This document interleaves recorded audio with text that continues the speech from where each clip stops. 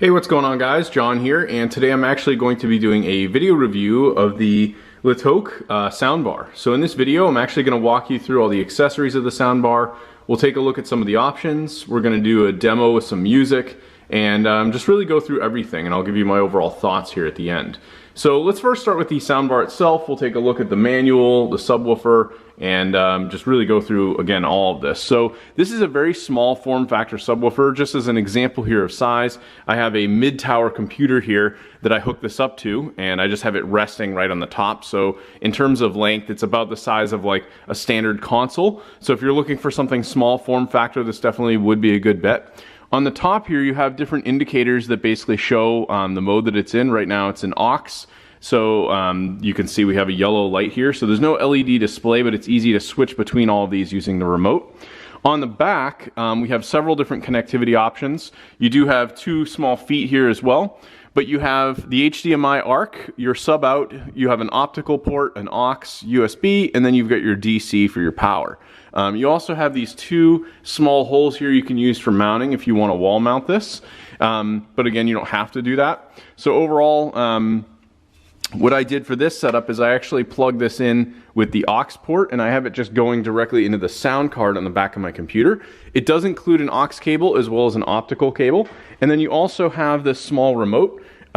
So this basically has settings for treble, bass, music, movie, dialogue, modes. You've got your volume up and down, play, pause, you can do mute, and then you also can switch between all the different modes. This does have Bluetooth, the optical, the USB mode, aux. You could reset or switch to the HDMI ARC. So gonna work pretty straightforward. Here's the subwoofer. It's pretty standard, I'd say, for like a subwoofer that would come with a soundbar. I've used many different soundbars over the years, and this one is fairly standard. You've got your woofer cone here in the back, and then the actual sub output here. This just has the single cord that comes through the back and then plugs into the soundbar. Here is the optical cable that they included, so it was really nice that they included these cables. You do also have some mounting screws as well as the drywall screws if you want to mount this. In terms of all the controls here, this just kind of goes over everything on the remote, which we already did. You can also manually adjust settings on the side of the soundbar. So if we come up here, you also have, I believe it's on the right side, you have your power button here, and then you can change the volume manually or any of the inputs. So you don't have to necessarily use the remote to do that. Now beyond that, you actually have many different connectivity options, and they kind of go through all of those and give you some idea of what to expect here, different examples of those, and obviously the illumination to kind of match that. And then it just shows you connecting the sound bar. So pretty straightforward.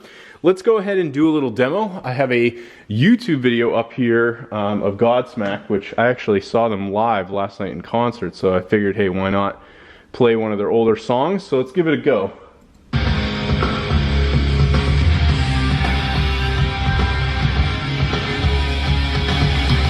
We'll turn it up a little bit.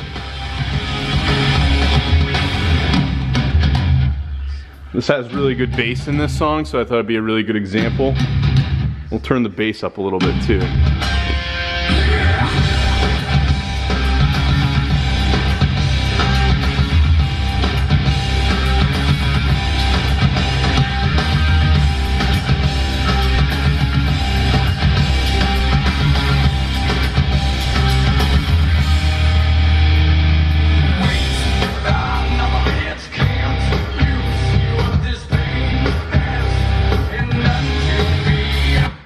So I'm very impressed with the sound output of this little sound bar. This thing actually kicks, and this particular song, I muted it, but this particular song has a lot of really good bass in it, and you know, me just standing on the floor, I could feel the bass coming out of this thing. So I think if you're looking for something in a small package that can produce really good sound out of this little tiny sound bar, honestly, I'm very impressed with it. Another really cool use case for something like this that I'm actually going to be using it for, and one of the reasons I wanted this, is I'm going to be building a custom arcade. And an arcade obviously is very small, like you can see I have a few of them here.